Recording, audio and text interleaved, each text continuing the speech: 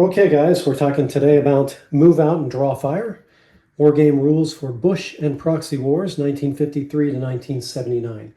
This is a wonderful rule set, if I can say so myself. It is, of course, designed by me for my own consumption, scratching an itch that I have had for quite some time for a small unit action skirmish game based in the Vietnam era. It can, of course, accommodate other proxy wars in the same time period. So talk about Angola, Rhodesia, many of the African conflicts, definitely some of the other things that have happened preceding the American involvement in Vietnam. You can do the French in Indochina versus the Viet Minh. There are other Asian conflicts that can be modeled. Anyway, the idea of this rule set is to mostly model Vietnam, but it can handle other things. It is designed purposefully to look like an actual field manual, and if you look this field manual up, it's actually referenced in this rule set as well.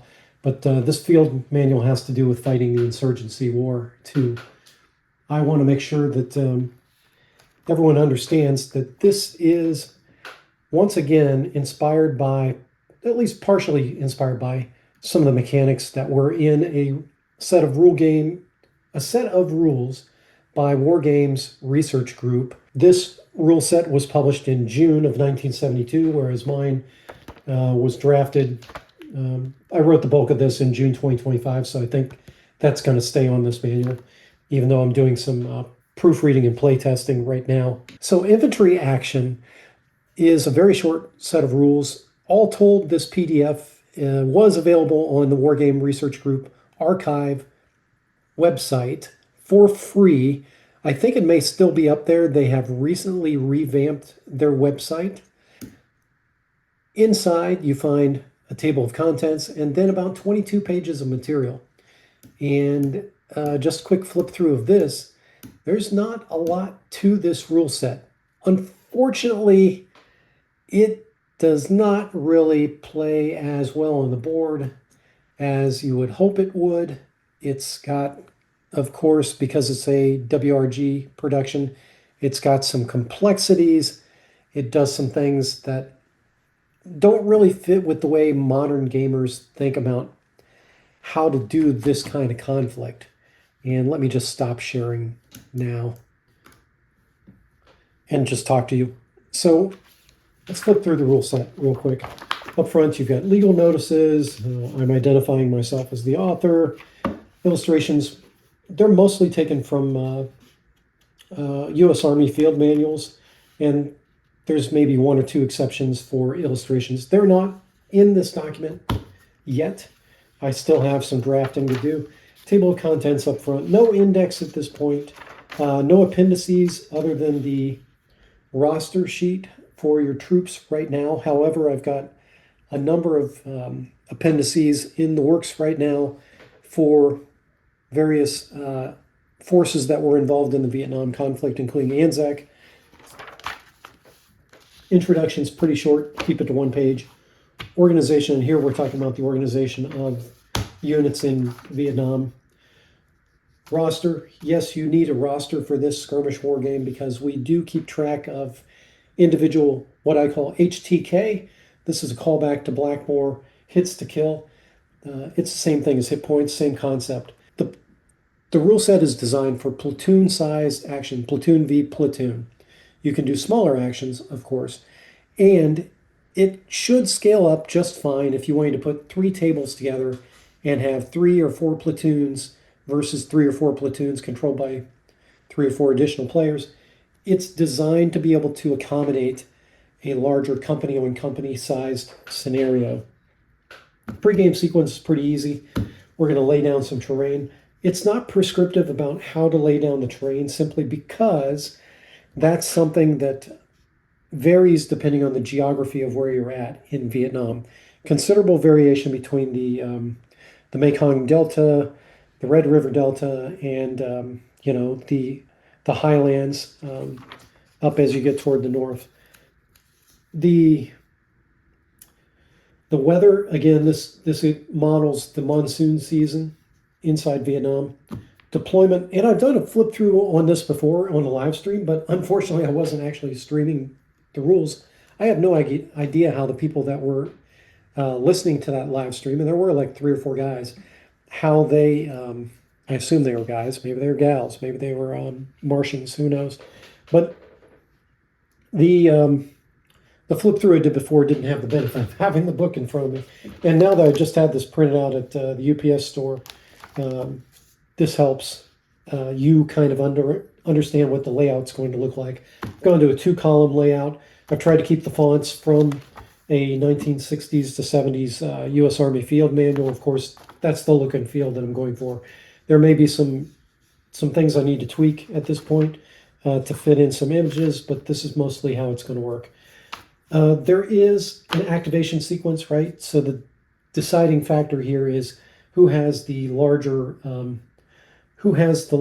element that can activate versus who has the smaller unit that can activate. This dice roll is modified by the leader that's on the table.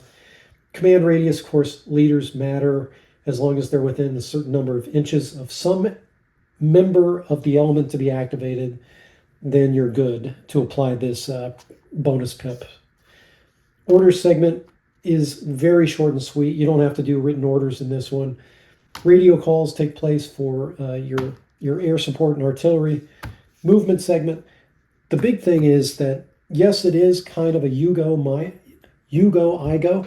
However, both sides have the ability to interrupt the movement of the other to do some fire on their own.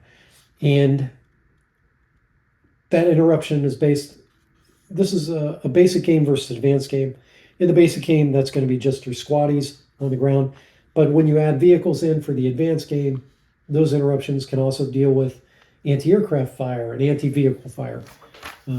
Okay, decoy tokens. North Vietnamese get an advantage in that they have 1 more decoy token than you do. Decoy token has to do with where your leaders are on the game board. Leaders are harder to identify. Now, in a platoon level, U.S. engagement, the platoon leader, he doesn't get a token if he's on the U.S. Or Free Forces side, let's put it that way. If you're commie, though, you get a decoy token. So there, you lay down 2 decoy tokens, and until the one that is the actual leader is visible, then that leader's position is indeterminate. Spotting the enemy is, of course, very important when we're talking about jungle warfare. Hiding, that's important. Interruptions, we just talked about. Special interruptions, this is the anti-vehicle fire, right? Recoilless rifle, grenade launchers, heavy machine guns, mortar sections, anti-aircraft guns, and anti-aircraft fire from your squaddies on the ground. Firing is pretty much dead easy. There is short, medium, and long range that has a bit of a tweak to whether you hit or not. The ammo situation for your units does come into play a bit. Damage from small arms fire, we've talked about the fact that individual figures take hits. They can either be ambulatory or non-ambulatory casualties. Non-ambulatory casualties are quite possible to be overrun and therefore captured. So I'm going to factor that in as well, because the VC forces get some additional advantages from capturing people, especially down pilots. Cas evac then is important for a number of reasons. Thrown grenades, that's an important, this section on thrown grenades, we leverage the same mechanism for other fires that are over and short. And we'll talk about that at some other point. I'm not going to go into in-depth detail on all of these rules. Artillery fire, this is basically the template to use for any kind of fire support, whether that's aerial fire support or artillery or mortars, right? Those, basically the template for thrown grenades and fire artillery. If you pay attention to how these mechanics work, then you'll be very successful applying the other more complicated fire support from those other elements. Fire at aircraft. fire from aircraft, rather. Rotary, strafing and rocketry, fixed wing bombs, napalm, it's all in here. Anti-aircraft fire, vehicle fires, right? Fire from a vehicle and to a vehicle, that's in the advanced game. Fire to and from bunkers, that's going to be covered. Hand-to-hand combat, of course, can be done. Admin segment to kind of clean up things like smoke. People can re-hide. Illumination at nighttime. Yes, illumination during night is an important factor. Delayed deployments, crashed helicopters, it's all here. Capturing equipment, destroying equipment. Yes, of course. Gut checks. Gut checks, instead of your typical morale, gut checks are made on an individual basis and a unit basis, and they're a little bit different. Individual basis would be like, for an example, anytime an incendiary is used, the individual that comes under incendiary fire and those within a couple inches of him that observe somebody getting burned to the ground, they have to make a gut check. Same thing if you're in close proximity to a tank that has a main gun and the main gun is still operable, then you're going to be making a gut check, whether you can get closer to that dude. Similar, though, in effect to how earlier Wargame Rules had an advantage for cavalry, right? Cavalry could force a morale check. Very similar situation with tracked vehicles and their main gun. Tournament points. How do you score and build units? So again, I haven't built out the appendices, but this is meant to be very generic. You see, we even have bicycles and motorcycles and even horses. Horses are there for, if you wanted to take this rule set and apply it to some kind of, back area like Afghanistan, this rule set could definitely accommodate that. I've thought about adding drone rules and some other things to as a later supplement. We'll see what happens when we get there. Flamethrowers, rocket launchers, C4 satchel charges, all that stuff that you would expect to see. Fugazi, exploding oil drums, they're there. Claymores, yes, you get claymores. Figure rank. So figures have hit points. The hit points are based on, how experienced they are as a soldier. So hit points are not only flesh and blood, but kind of an abstraction for luck and experience as well. And then when you talk about officer hit points, those are also taking into consideration that the officer is often surrounded by a bunch of hangers-on, such as petitioners from the local area, photojournalists, observers from maybe the Inspector General, who the hell knows? All those kind of people are expected to be in the proximity of the leader, and therefore the leader probably, those hit points are an abstraction that represent some of the other figures that would be in proximity without having to track those kind of people on the map board as well. Victory conditions, these are generic. You would tweak them, of course, for your scenario. I do have one or two scenarios already kind of in the works that I'd like to play through. The advanced game, you get ambushes. So you get unit moves and individual moves here. And two of the unit moves that get added in the advanced game are the ambush and melting away for the VC. Of course, ambush was a primary activity, so I'm going to replicate that. Melting away, vehicle movement, we keep it pretty straightforward. You're either a tank, an AFC, a truck, or a lighter vehicle.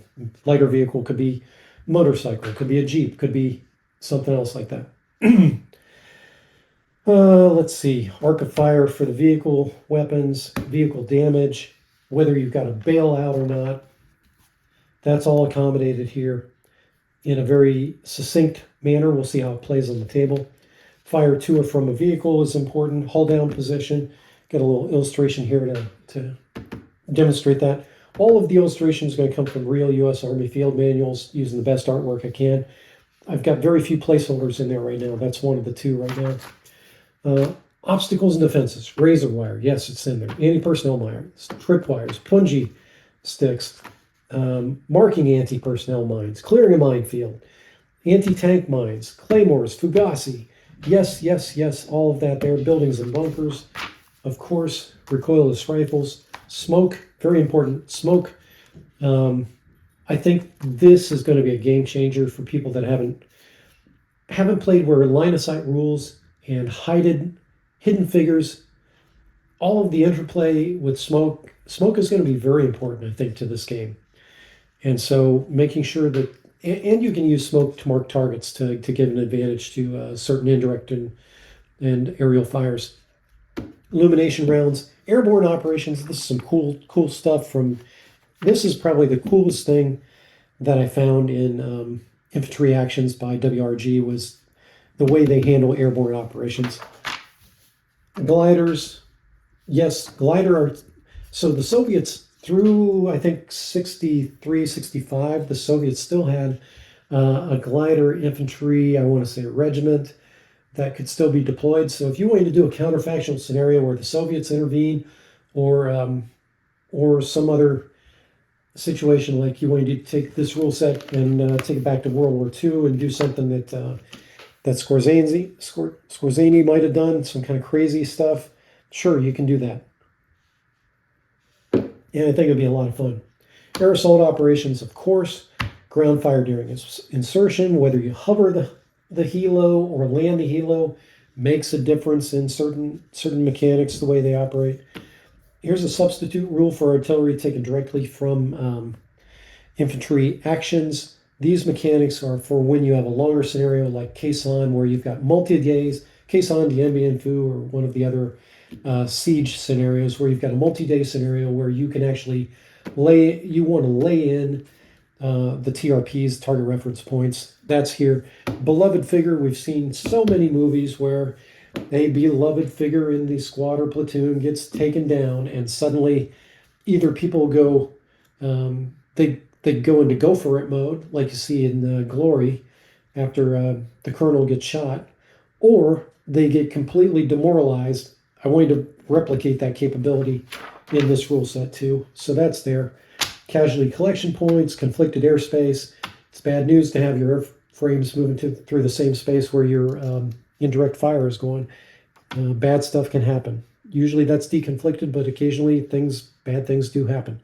Dead man walking, so this is, again, these are optional rules. Designated sniper, final protective line. This one's near and dear to my heart as a former saw gunner. I think this is going to be cool on the table. Fratricide, yes, you can cover that. Man down, what happens when a figure gets wounded? Well, the person that wounded that figure obviously had a bead on him, and so this will be an exception to the hiding rules. Minefields, another rule for how to handle minefields here. Randomized fire support instead of you doing it by scenario. This assumes that you get up on the higher net and call up your captain. Your captain has to negotiate for whatever fire he can help bring to the day, assuming that the op order didn't already have designated fires, or the situation spins out of control in the designated. Anyway, short answer is there's a way to randomize it so that you're not necessarily sure going into the mission what kind of fire support you're going to have. You know, you've purchased that many points, tournament points, worth of fire support, but when it shows up and what manner it takes, this is going to require some more adaptability and felicity with the rules, right? Some experience using the rules before you should introduce this kind of thing, because you have to be able to understand how to employ these things. Otherwise, your game is going to bog down a bit. So stick to the prescriptive stuff up front. Stick to the basic game up front with just regular artillery fire, and then later add these more advanced rules. Recon by fire, yes, you can do it. Vehicle ramming, sure, why not? Let's have a Mad Max scenario in the middle of Vietnam. Why wouldn't we? Running over troops, sure, we'll do your Kasserine Pass from the Big Red One movie. Buildings and tunnels. Okay, we know that this was a big part of Vietnam was the tunnel rats that went into some of these locations and found massive complexes. Now, in most cases, they were fairly small complexes, but this was a typical thing that happened in Vietnam, and I can't think of another conflict where this was as prevalent. Certainly you had bunkers and trench lines and some underground stores, but you didn't see this kind of interconnection in other conflicts that I can recall. Taking a page out of Dungeons and Dragons, Basically, this is a set of stalking rules and rules for doing searches, coming up with contraband, locating tunnels, collapsing tunnels, randomly generating the rooms, randomly generating the wandering encounters and fixed encounters in that tunnel complex. So I'm not aware of, there is a standalone rule set that just deals with tunnels. And I did look at it and I thought about some of these rooms come from that rule set. However, in general, this is very typical of what you see in D&D, just reskimmed. Bibliography and resources, of course, I give you. Can't talk now. I'm getting so excited about this game. Bibliography and resources, I tell you every place where I think you need to look to understand how to do an insurgency and counterinsurgency using doctrinally correct mechanisms in place in the 1960s. The bad news is we really lost this war on the home front. I'm going to lean into that as the explanation for why we failed on the battlefield here. Certainly the Vietnamese people are resilient and were willing to absorb a tremendous amount of punishment compared to what we had the moral will to inflict upon them. I also want to make sure that these rules, if I flip back here to the rank page, you'll see that I had the Vietnamese ranks as well. Well, I'm not going to find it now, of course, when I'm on camera, but I put Vietnamese ranks in there because I really feel like maybe I should put this through a translation process and make this available for the Vietnamese as well, so that they can play this out. I definitely would love if anybody. So I've got a couple of things that I would like to have been able to reference and was not. If anybody has an electronic scan of 3 doctrinal manuals from the Australian military forces as of the 1960s, please send them to me. Similar thing, Rhodesia. I've only found one document from the Rhodesian conflict. If you've got any materials about Rhodesia that were doctrine, technical manuals, tactical manuals, strategic anything that was produced by the Rhodesian military, I'd love to see it. Illustrations and rights. And yes, I am aware that there's an entire project of basically oral history now on the Rhodesian conflict. And I've reached out to those folks, and so far nothing on the doctrine side. Anyway, illustrations and rights. These are all the field manuals where I pulled pictures from that are not yet in this manual, but will be. A little bit about me and my military background and why I think I'm qualified to write this thing. And that's it. So enough of this flip through. I'm going to pause the video now and show you a little bit more about how you can get this to the table.